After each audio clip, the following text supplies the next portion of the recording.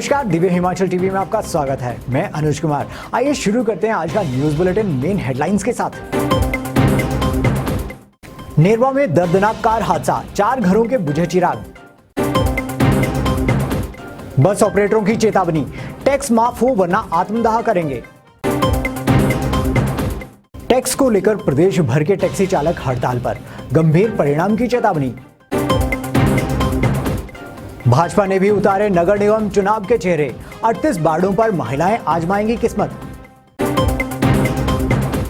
एकजुट होकर चुनाव लड़ेगी कांग्रेस, अनुशासनहीनता बर्दाश्त नहीं होगी। कोरोना संक्रमण रोकने को फील्ड में उतरेगा विभाग, डॉक्टरों की निगरानी में रहेंगे संक्रमित। जल संकट पर कल मंथन करेगी सरकार, सुंदरनगर में बुलाए जल शक्ति विभाग के बड़े अधिकारी। और अब समाचार विस्तार से। हर रोज सड़क हादसे, आज एक और सड़क हादसा हुआ। जब भी कहीं रोड एक्सीडेंट होता है वह कभी ना भूलने वाले जख्म दे जाता है। आज शाम नेरवा में हुई एक कार दुर्घटना में 4 घरों के चिराग बुझ गए और चारों ओर चीखो पुकार मचती रही। देखिए ये रिपोर्ट। सोमवार शाम को नेरवा में पेश आए एक दर्दनाक कार हादसे में 4 घरों के चिराग बुझ गए। पुलिस के मुताबिक एक गाड़ी नेरवा से सांडली की तरफ जा रही थी। कार जब डुन्नी मंदिर के आगे नेरवा कॉलेज से करीब 300 मीटर पहले पहुंची तभी वहां हादसा पेश आया। कार सड़क से नीचे जा गिरी। हादसा इतना भयानक था कि कार के परखच्चे उड़ गए एवं कार में सवार 4 लोगों की दर्दनाक मौत हो गई। मृतकों की पहचान मोहिंद्र सिंह ठाकुर पुत्र नारायण सिंह ठाकुर, काना सिंह ठाकुर पुत्र जालम सिंह, सुनील ठाकुर पुत्र भीम सिंह और सुरेंद्र सिंह पुत्र हेतराम के रूप में हुई है। पुलिस घटना की जांच में जुट गई है। पहले ज्ञापन दिए, फिर मांग पत्र सौंपे और बाद में चेतावनी भी दी, मगर सरकार पे ये सारी गुजारिशें बेअसर साबित हुईं।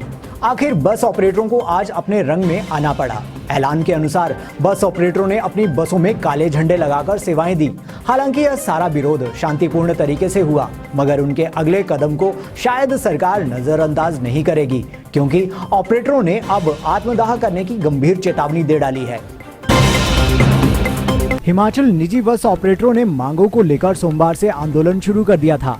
आंदोलन के पहले चरण में सोमवार को ऑपरेटरों द्वारा बसों में काले झंडे लगाकर विरोध प्रदर्शन किया गया।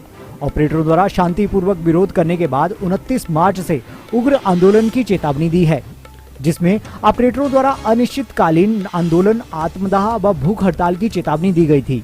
रविवार को प्रदेश निजी बस ऑपरेटरों की वर्चुअल बैठक का आयोजन किया गया, जिसमें पदाधिकारियों ने सरकार की नजरअंदाजी के खिलाफ रोष व्यक्त किया और मांगों को लेकर आंदोलन की रणनीति बनाई है। बैठक में सर्वसम्मति से प्रस्ताव पारित किया गया कि निजी बस ऑपरेटरों के कई प्रतिनिधिमंडल कई बार मुख्यमंत्री एवं परिवहन मंत्री से मिले, लेकिन आश्वासन के अलावा कोई भी कार्रवाई नहीं हुई। यूनियन के महासचिव रमेश कमल ने कहा कि हिमाचल प्रदेश के निजी बस ऑपरेटर पिछले 7 महीने से 30 मार्च 2021 तक टैक्स माफी की मांग कर रहे हैं, लेकिन सरकार द्वारा बार बार आश्वासन दिया जा रहा है। इसके अतिरिक्त सरकार द्वारा कैबिनेट में यह प्रस्ताव पारित किया गया था। इस प्रस्ताव को भी अमली जामा नहीं पहनाया गया। जितना बड़ा टैक्स उतना ही बड़ा विरोध। निजी बस ऑपरेटरों की कड़ी चेतावनी के बाद प्राइवेट टैक्सी वालों ने भी आज पूरे प्रदेश में पहिए जाम कर दिए और सारा दिन सेवाएं ठप रखी। इस दौरान पूरे प्रदेश में धरने और प्रदर्शन किए गए और सरकार को दो टूक कहा कि अगर उनकी मांगे नहीं मानी गई तो वे आंदोलन को उग्र कर देंगे। डीजल और पेट्रोल के बढ़ते दामों सहित नए नियमों व भारी टैक्स निर्धारित करने पर टैक्सी ऑपरेटरों ने केंद्र व प्रदेश सरकार के खिलाफ मोर्चा खोल दिया है। सोमवार को प्रदेश के टैक्सी ऑपरेटर 1 दिवसीय हड़ताल पर रहे। हड़ताल के दौरान शिमला समेत प्रदेश भर में विशाल रोड शो निकाला गया। देवभूमि टैक्सी ऑपरेटर एसोसिएशन के संस्थापक नरेंद्र ठाकुर ने बताया कि पूरे प्रदेश सहित राजधानी शिमला में सुबह 11 बजे से 3 बजे तक रोड शो निकाला गया। यह रोड शो संजौली बाईपास से छोटा शिमला ओल्ड बस स्टैंड से होते हुए आरटीओ शिमला तक निकाला गया। इस दौरान शिमला के टैक्सी ऑपरेटर्स परिवहन मुख्यालय के बाहर धरना प्रदर्शन किया। प्रदर्शन के बाद टैक्सी ऑपरेटरों ने परिवहन निदेशक को 11 सूत्री मांग पत्र सौंपा।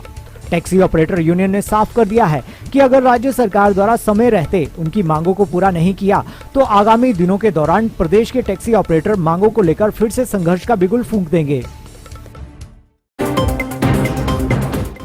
इस बार पार्टी चिन्ह पर होने जा रहे नगर निगम चुनावों में खासा उत्साह देखने को मिल रहा है। भाजपा और कांग्रेस ने अपने प्रत्याशियों की सूची जारी कर दी है और इस मल्ल युद्ध का फैसला 7 अप्रैल को सबके सामने होगा।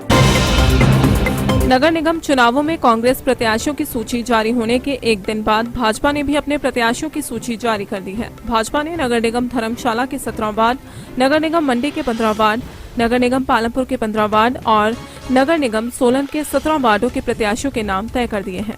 19 मार्च को शिमला में हुई प्रदेश चुनाव समिति की बैठक के बाद अंतिम लिस्ट फाइनल की गई, जिसके बाद भाजपा प्रदेश महामंत्री त्रिलोक जम्वाल ने प्रत्याशियों की अंतिम सूची जारी कर दी।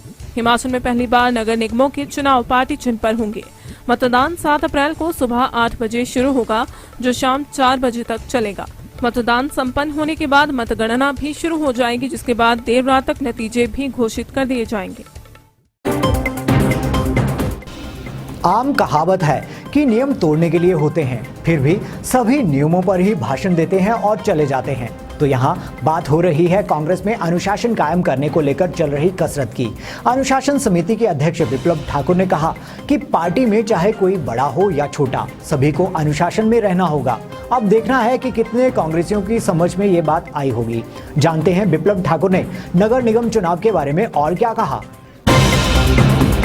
कांग्रेस पार्टी का पूरा ध्यान अब संगठन में अनुशासन को कायम रखने पर रहेगा। अनुशासनहीनता करने वाला, चाहे वह नेता हो या फिर कार्यकर्ता, किसी को भी बख्शा नहीं जाएगा। ऐसे लोगों को अनुशासन समिति के अध्यक्ष विप्लव ठाकुर ने साफ ताकीद की है और कहा है कि उनके लिए सभी एक समान हैं और अनुशासन के मामले में सभी को एक नजर से देखा जाएगा।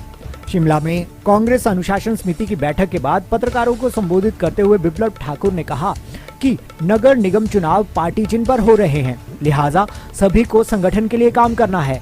इस चुनाव में संगठन सभी पर नजर रखेगा और कोई भी मामला ध्यान में आता है तो अनुशासनात्मक कार्रवाई होनी तय है। विप्लव ने कहा कि नगर निगम चुनाव में पार्टी के भीतर या अधिकृत प्रत्याशी के खिलाफ काम करने वाले या चुनाव लड़ने वालों पर कार्रवाई होगी, जिन पर नजर रखने को कहा गया है। अनुशासन समिति के पदाधिकारियों को इस संबंध में काम बांट दिया गया है। उन्होंने कहा कि किसी को भी मीडिया में जाने की इजाजत नहीं होगी और सभी लोग, चाहे सोशल मीडिया हो, संगठन के खिलाफ वहां बात नहीं करेंगे।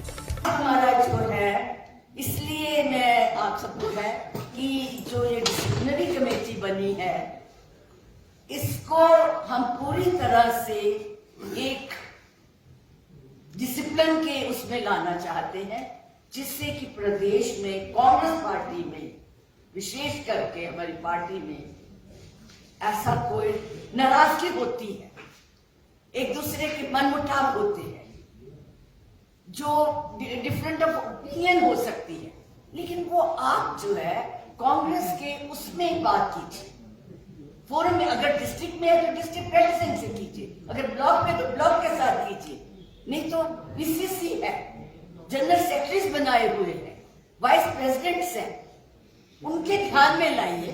आपस में बैठ के कोई बात भी ऐसी नहीं है जो सुलझ नहीं सकती है। तो इसलिए आपस में भाईचारा रखने के लिए, आपस में एक दूसरे को, पार्टी को मजबूत करने के लिए हमने ये प्रोग्राम बनाया है। कोरोना को अब घर घर ढूंढा जाएगा। संक्रमण कहां से आया, इसकी हिस्ट्री तलाशी जाएगी और घरों में कितने मरीज बंद हैं, उन सभी का हालचाल स्वास्थ्य महकमा रखेगा। अब इसी सारी कवायद पर सरकार ने जोर शोर से काम शुरू कर दिया। ऐसे भी आदेश हैं कि जितने सैंपल लिए जा सकते हैं उतने ले लिए जाएं, ताकि संक्रमण पर समय रहते काबू पाया जा सके। संक्रमण रोकने के लिए दोबारा से फील्ड पर अब स्वास्थ्य स्टाफ उतरेगा। स्वास्थ्य विभाग की ओर से इसके लिए रणनीति तैयार कर ली गई है। इसके अलावा विभाग ने निर्णय लिया है कि जो भी लोग घरों में कोरोना की वजह से आइसोलेट होंगे, वे सब डॉक्टर, आशा वर्कर्स, आंगनबाड़ी कार्यकर्ताओं की निगरानी में रहेंगे। पहले की तरह ही ये सभी इन पर नजर रखेंगे। इसके अलावा लोगों को भी जागरूक करेंगे। कोविड के बढ़ते हुए मामलों को रोकने के लिए ये निर्णय लिया गया है। सरकार ने उपायुक्तों, सीएमओ को कोरोना संक्रमित कॉन्टैक्ट हिस्ट्री तलाशने को भी कहा है। इसके साथ ही मेडिकल कॉलेज के प्रधानाचार्य, सीएमओ, बीएमओ को सैंपल बढ़ाने को कहा है। सरकार ने 8 से 10 हजार के बीच प्रतिदिन सैंपल लेने के निर्देश दिए हैं। हिमाचल के मेडिकल कॉलेज में ओपीडी बंद नहीं होगी और मेकशिफ्ट अस्पतालों में कोरोना के मरीज रखे जाएंगे। हिमाचल आधे देश को पानी देता है और खुद प्यासा रहता है। इससे बड़ी कोई त्रासदी नहीं हो सकती।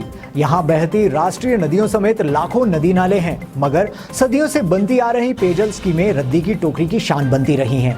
पानी से लबालब भरे जलाशयों से हिमाचली पानी की एक बूंद के हकदार नहीं। तो प्रश्न यही है कि नियम कौन बनाता है और किसके लिए ये नियम बनते हैं। बहरहाल जल शक्ति नाम से बना विभाग अब आगे कैसे जल संरक्षण करता है, ये देखना बाकी है। देखते हैं ये विशेष रिपोर्ट। जल संकट की ओर धीरे धीरे बढ़ रहे हिमाचल को इससे निजात दिलाने के लिए मंगलवार को सरकार मास्टर प्लान बनाएगी, ताकि आने वाले दिनों में कोई समस्या न हो। इस समस्या से निपटने के लिए जल शक्ति महकमे ने सुंदरनगर में अपने अफसरों को बुलाया है, जो अपने अपने इलाके की पेयजल योजना की हालत पर यहां जानकारी देंगे। जल शक्ति मंत्री महेंद्र सिंह ठाकुर की अध्यक्षता में सुंदरनगर में बैठक बुलाई गई है, जिसमें विभाग के तमाम बड़े अफसर मौजूद रहेंगे। यहाँ पर ये लोग अपने अपने क्षेत्रों का हाल बयां करेंगे। वे बताएंगे कि उनके एरिया में कितनी ऐसी पेयजल स्कीमें हैं जो प्रभावित हो चुकी हैं और कितनों पर मार पड़ने वाली है। इन लोगों से ग्राउंड रिपोर्ट ली जाएगी, जिसके बाद इनसे चर्चा होगी कि वो आने वाले दिनों में क्या करेंगे, किस तरह की योजना उनके पास जल संकट से निपटने के लिए है। इस पर मंथन किया जाएगा। पूरा विभाग आगामी दिनों में क्या कर सकता है, इस पर चर्चा करके यहाँ निर्णय लिए जाएंगे, जो कि महत्वपूर्ण होंगे। और आइए अब जानते हैं मौसम का हालचाल। प्रदेश में सूखे की मार झेल रहे लोगों के लिए आसमान से राहत की फुहारें बरसी हैं। राज्य के अधिकतर क्षेत्रों में सोमवार को दिन के समय झमाझम बारिश हुई है। बारिश के साथ साथ कई स्थानों पर तूफान भी चला है, जिससे अधिकतम तापमान में एकाएक भारी गिरावट आई है। मौसम विभाग के पूर्वानुमान के तहत प्रदेश के मैदानी व मध्यम ऊंचाई वाले क्षेत्रों में 1-2 स्थानों पर मंगलवार को भी भारी बारिश होगी। पहाड़ों पर 24 मार्च को भी मौसम खराब बना रहेगा, जबकि प्रदेश में 25 से 28 मार्च तक धूप खिली रहेगी। मौसम विभाग के निदेशक डॉक्टर मनमोहन सिंह ने बताया कि प्रदेश के मैदानी व मध्यम ऊंचाई वाले क्षेत्रों में मंगलवार को भी 1-2 स्थानों पर बारिश होगी। पहाड़ों पर 24 मार्च को भी मौसम खराब बना रहेगा, जबकि प्रदेश में 25 से 28 मार्च तक मौसम साफ रहेगा। और अब चलते चलते नगर निगम चुनाव में कांग्रेस ने बदले कई प्रत्याशियों के टिकट। कांग्रेस पर भारी की मंजूरी के बाद फाइनल हुई सूची। स्कूल कॉलेज समेत सभी शिक्षण संस्थानों के सार्वजनिक कार्यक्रमों पर रोक, अधिकारियों को मिले निर्देश। शिक्षा मंत्री के बयान पर उखड़ा डीईपी संघ, भर्ती बंद तो कैसे कामयाब होगी नई खेल नीति। लगातार बारिश के बाद रोहतांग में 1 फुट से ज्यादा बर्फबारी, रास्ता बंद होने की आशंका। आज के बुलेटिन में बस इतना ही। देखते रहिए दिव्य हिमाचल टीवी।